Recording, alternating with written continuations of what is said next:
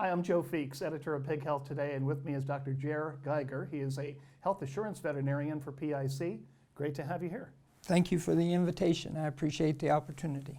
We're going to talk about tail biting, and this is a term that should probably need no explanation. It's kind of self-defining, but from the paper that you presented at the 2019 AASV meeting, I got the impression that there's still a lot of confusion about what tail biting actually is.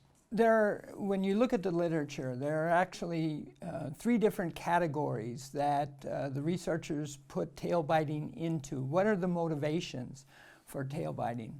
And I'll run through those briefly if you'd like. So the first is classified as a two-stage process in which we realize pigs are naturally foragers. They have foraging and they are inquisitive beings. And so in modern production practices and facilities, we have eliminated or severely limited their ability to forage. And so the pig goes looking for other substrates that he might explore. And in that process, when they start nibbling on each other. Exactly. So as long as it's in the nibbling and kind of an innocent sort of stage, that's stage one. But when the biting becomes more aggressive and damage is done, that's stage two. So that's one category. A second category is where it's just outright aggressive biting with severe damage and pain to the victim. This is stimulated, it's a behavior that comes from the frustration of the pig because he is limited in terms of space or feed or water. He feels that he's in a competitive environment, and therefore he needs to be competitive and aggressive, and the intention is to do harm, right? A third category is kind of the individual pig that seems obsessed with biting tails simply because he or she can. And if we can identify that one particular individual in a pen and remove that, the problem goes away. Now, you've described tail biting, at least in some herds, as a vice. Yes, so we have to recognize a vice is a behavior that we prefer didn't happen. This is a behavior that, again, comes back to it's part of the pig. It's innate, it's inherent. And when we force the pig into an uncomfortable situation where he feels that he has to compete, again, for feed, water, space, comfort, then he will be aggressive. And in those situations, it's usually a more explosive sort of presentation where it's not one pig that just becomes aggressive, it will be a group. And so you see a sudden change throughout a whole barn or a room where you might walk in one day and have no evidence, and 3 days later it looks very much different. And in your paper you described what you called detonators, and I guess this would be like feed and water and so forth. What could we be doing better to diffuse these situations? Well, I think tail biting actually comes down to a very simple adage that pig producers and certainly veterinarians have lived by as far back as I can remember. And that goes back to the adage, pigs need feed, water, air, and to that I add comfort or sleep, okay? So when you say what causes tail biting, my answer is, well, somehow that pig feels like he doesn't have the feed, water, air, or comfort that he needs. He feels he's in a competitive environment, and it is part of his nature, his behavior, to respond with biting. So you say, well, that's the cause. How do you fix it? Well, then it's back to the same adage. He needs feed, water, air, comfort. You need to identify what is that trigger mechanism, what is the detonator, and then resolve that. The real challenge is that if we tried to make a list of triggers or detonators, that list could be very long and very complex because they are interrelated. Our goal is to provide all those things so that the pig prospers and grows and performs and meets our expectations.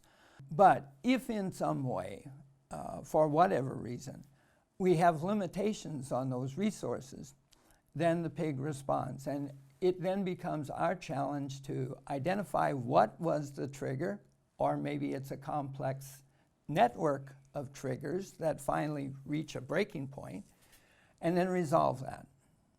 The last thing I was going to point out is that that becomes a multidisciplined approach. You have to look at it from several different perspectives. You have to look at it from the perspective of a nutritionist, of a production specialist that's going to consider space and ventilation. You also have to think about it from the perspective of a veterinarian, because health impacts the comfort of the animal. And then recognize from the beginning that this is going to take time. You need to observe the animals and understand what is his limiting factor, what pushed him over the edge. So what can we do about it, though?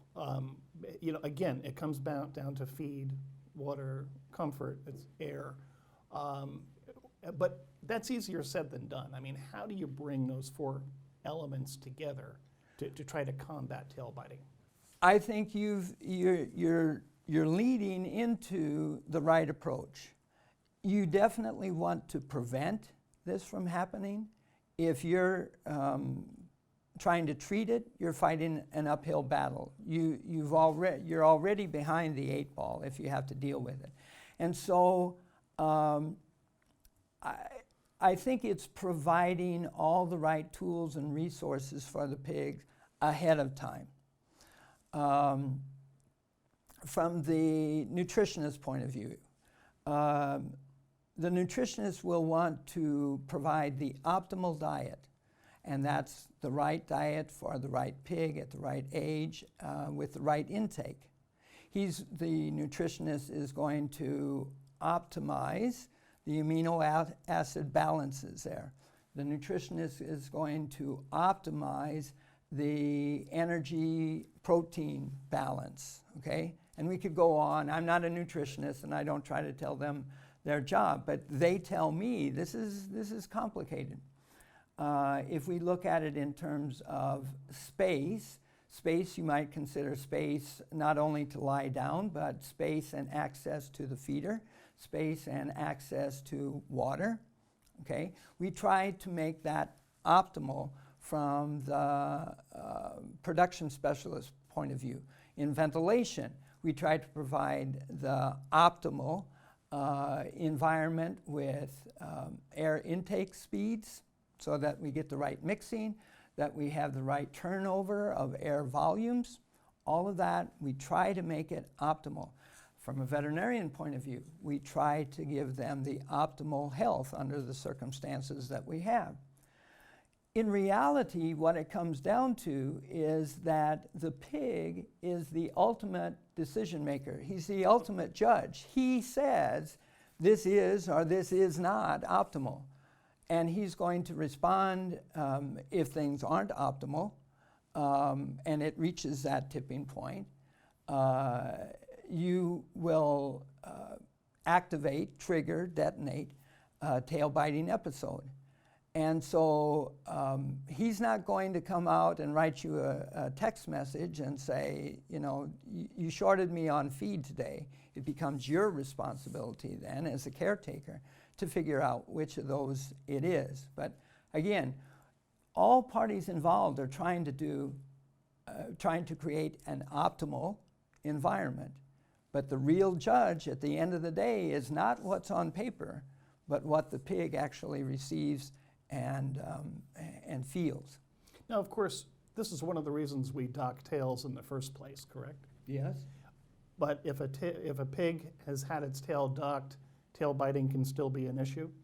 Yes, and you bring up an interesting point, because sometimes the length of the tail actually has an impact. How long is too long, or how short is too short? The studies, the researchers that look at this have identified that somehow 1/4 of an inch tail length at our normal processing age is appropriate. If we go longer than 1/4 of an inch, we see an increase in tail biting. I don't know what's magical about 1/4 of an inch, but that's what the researchers tell us. And I find it interesting that when we're docking tails, it's actually better to be wrong and be consistent than it is to be inconsistent and right sometimes. In other words, if you have inconsistent tail length, you have a greater propensity for tail biting than if you dock them all at 1/2 inch. 1/4 inch is supposedly optimal, 1/2 inch is too much, but if you vary back and forth between 1/4, 1/2, and 5/8, now you've set yourself up for an even greater risk. And is there anything you can do when you're processing these animals to try to ensure more consistency? Pork producers are an ingenious and a creative group, and yes, they have little spacers that would be 1/4 inch in thickness, and they use that when they're docking the tails, so that you put the spacer against the butt of the pig, and you use your tail docker, and now you've got it consistently at the length, the depth of that spacer. But longer term, the solution is more in these other 4 factors that you had mentioned: feed, water, air, and comfort. Providing those and being ahead of the curve.